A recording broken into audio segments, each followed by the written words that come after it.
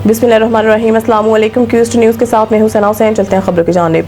Journalist media council Pakistan register के मरकजी chairman Wahidullah Khan ने कहा है कि यौम तकबीर फ़ख्र, खुद मुख्तारी और कौमी सलामती का दिन है। 28 मई पाकिस्तान की तारीख का एक अहम और मुल्क की दिफाई सलाहियतों के मुकम्मल इजहार का दिन है, जो हमें ये याद दिलाता है कि पाकिस्तान किसी भी बैरूनी दबाव में आकर अपनी खुद मुख्तारी से पीछे नहीं हटेगा।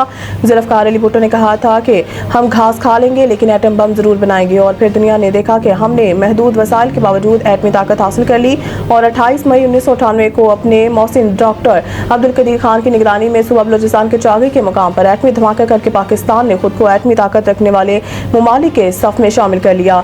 ये दिन कौम के हौसले, जज्बे और कुर्बानियों का मसर है। ये वो दिन है जब पाकिस्तान ने दुश्मनों की धमकियों, बैनुल-अक़वामी दबाव और पाबंदियों के बावजूद अपने असूलों पर समझौता नहीं किया। उन्होंने कहा कि डॉक्टर अब्दुल कदीर खान और दीगर माहिरीन की खिदमात को फरामोश नहीं किया जा सकता, जिन्होंने अपनी नींदें कुर्बान करके पाकिस्तान को एक महफूज, मजबूत और बावकार मुल्क बनाया।